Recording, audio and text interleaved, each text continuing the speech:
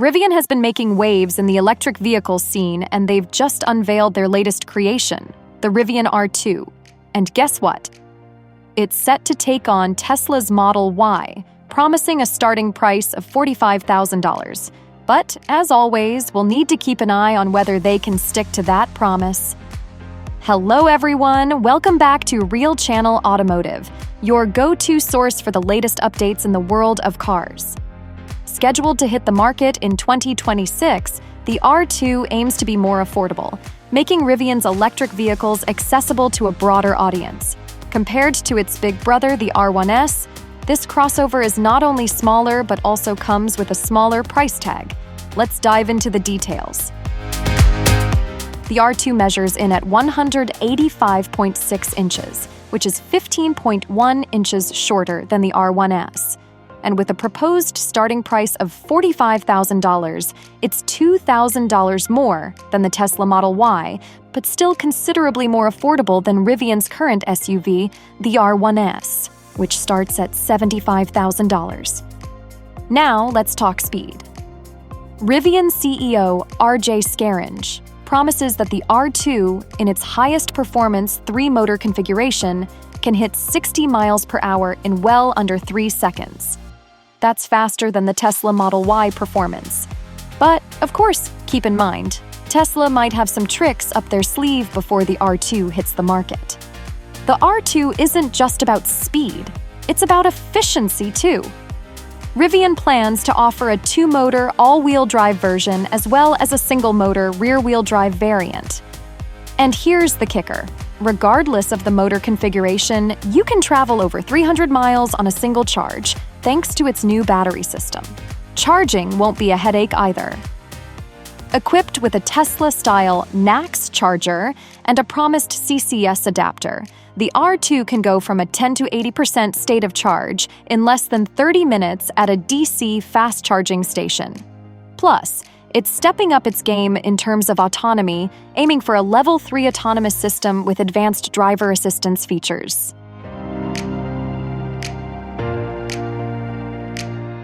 Inside, the R2 boasts a tech-forward interior with 11 cameras, 5 radar sensors, and a sleek design.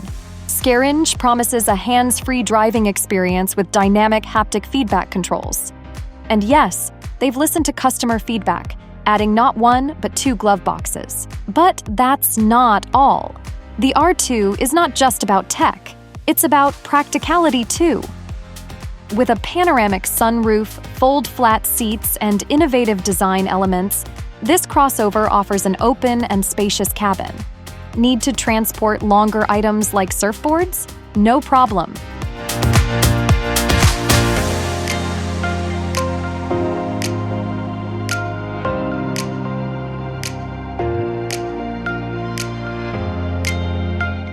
So, there you have it, folks.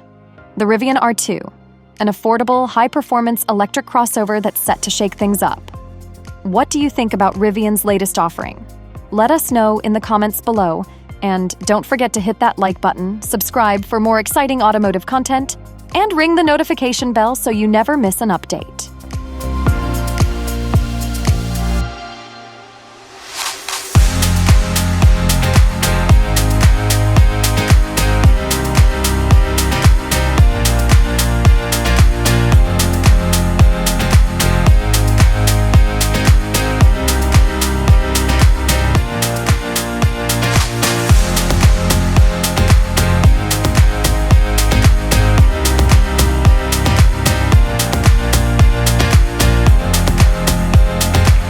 This is Jeff, our Chief of Design. Jeff and the team have done just an incredible job of being the driving force behind our products. We've been working together since well before the R1, so it is so amazing, Jeff, to see this, and to you and the team, amazing work. Thank you.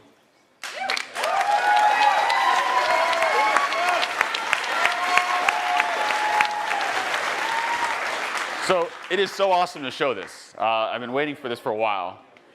And there's a lot to talk about here. The vehicle combines capability, performance, utility, storage, functionality in a way that we think just really fits right into a huge customer need and a huge need within the market. The vehicle size, the vehicle capability really has been optimized around enabling, as I said, and inspiring all those adventures.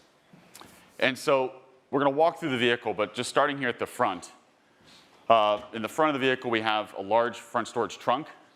For those that are familiar with R1, of course, this should be very relatable. But this is great for putting luggage, backpacks, your gear. It's one of the most used storage areas of our R1 vehicle. We get to see the data on how all of our owners are using it. But it is just an awesome setup. And of course, this also serves to support a lot of the front safety in the vehicle in terms of the crash structure that you saw in those R1 videos. Now, if we go around the side of the vehicle, it's hard to see without sitting in it, but so much effort has gone into making sure the packaging, not just in the front row, but also in the second row, creates this really airy, really comfortable, really spacious experience. Something that really is world class. There's nothing quite like it in this size of vehicle where you get in and you feel so comfortable and it feels so inviting. And we're going to take a look at the interior in a second. But first, just walk around the back. We did a lot of work to create something that builds a really open air experience. And you just saw, or maybe you saw, these quarter windows pop out. And what that does is we leverage the negative pressure off the back of the vehicle to pull natural air through, and it creates this beautiful open air feeling experience. And then the rear glass, which you just saw drop, also opens. And now the rear glass opening, it literally feels like an open air experience, but this gives you an ability to put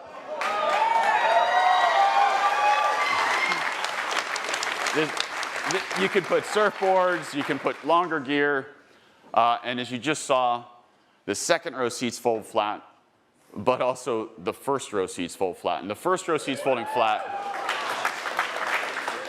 that gives you, if you're driving the vehicle, you can put long things in very easily. But if you're not driving the vehicle, let's say you're camping or staying overnight in the vehicle, it creates this awesome in-vehicle camping experience with an inflatable mattress. So walking around here to the side, you're thinking to yourself, well, how does the vehicle size? You're probably looking at me, I'm about 6'1", trying to figure out how does this compare to an R1? Well, we'll tell you, it's about 400 millimeters shorter than an R1S. And in addition to being shorter, it's quite a bit shorter in wheelbase. It's also lower in height. And it fits into any garage, it fits into tight spaces, really maneuverable. But to look at it in a driving environment is really helpful. So we'll show you it here next to an R1S. It looks awesome. It looks really like, just two family members out for a stroll. I love that. So let's take a look at the inside. And there's, when we think about the design of an interior of the vehicle, a lot of that ties to just what's in the materials, what's in the packaging, what does it make you feel? What's that environment feel like? And so we spent a lot of time working through those materials and the overall packaging to create an experience that is as inviting as one could imagine. And we have a lot of feedback from R1. And one of the points of feedback was a desire for a glove box. And we had lots of reasons to not have one. But on R2, we over-delivered, and we put 2 glove boxes in. The other thing, there's lots to see here, but one of the things that's so exciting is the way we've looked at the controls. And we have these really nice, large wheels and the scroll wheels and the steering wheel. There's dynamic haptic feedback, so it allows us to adjust what it's feeling like when you're scrolling, and it's magical. It takes our existing scroll wheel and really up-levels it to a degree that's hard to fully appreciate unless you're sitting in the car. Now, jumping back out, a lot of work went into the doors. Move the speaker out of the door, gives us space for a large water bottle here. And of course, it wouldn't be a Rivian if we didn't have a flashlight in the door. So, really love that. Super handy. So now, how does this set up in terms of how it functions? And we built an entirely new platform to underpin this vehicle. A lot of work went into driving manufacturing cost efficiency. And it's built around a 4695 cell. So it's a cylindrical cell, 46 millimeters in diameter, 95 millimeters tall. It's a much larger cell than the 21 millimeter diameter cell that we have in R1 today. And that cell's integrated into a highly structural battery pack. So the battery pack in the floor actually makes up a big part of the vehicle structure. The top of the battery pack is actually the floor of the vehicle. So a lot of these innovations that we're driving into how we build the vehicle are core to us making sure the price point can be really affordable. We'll get to that later. But from a drivetrain point of view, we have a single motor, rear-wheel drive variant.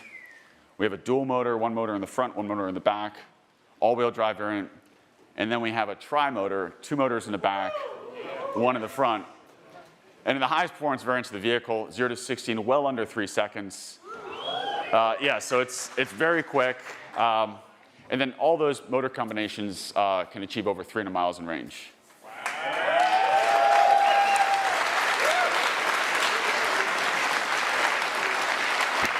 So much of what a Rivian is capturing the dynamics of the vehicle. And we needed to make sure that all the decisions we made in the aggregate, the suspension, the drivetrain, the battery positioning, the packaging of the vehicle, delivered something that drove like nothing else. Something that was exciting on-road, something that was incredibly capable off-road, but had the everyday refinement and usability to work if you're parking it in San Francisco or driving it in New York. And so that focus on dynamics is so embedded in our culture as an organization and embedded, of course, into our products.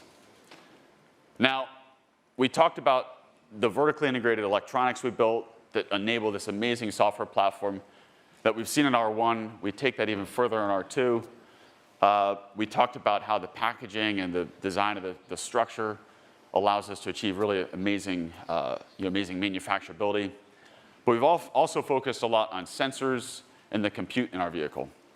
And this has 11 cameras, 5 radars, 4 radars in the corner, 1 long-range radar in the front, which we couple with our new, much higher compute platform, which will enable this to have a very high level of self-driving. And for us, that represents being able to get on the highway, take your hands off the wheel, eyes off the road, and truly operate it where you get your time back. And that's, to our self-driving team, we're really excited about what this vehicle represents for us. Now, I do want to talk just a bit about how we've laid out the manufacturing system here. And I talked before about battery pack, but every single decision in a vehicle, and I say this a lot, you look at a vehicle in the aggregate like this, and it looks like, oh, maybe there was a few thousand decisions. There's millions of decisions that have to be made across thousands of engineers. And those thousands of engineers making those collectively millions of decisions, we're incredibly focused on ensuring every one of those is not only optimizing for what the ownership experience will be, but optimizing our ability to make this very affordable and very accessible. And so the R2 starting price will be $45,000.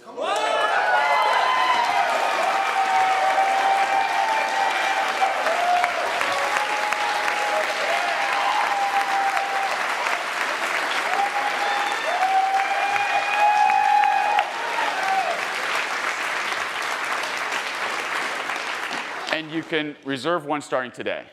Already got mine! Yes! I love that.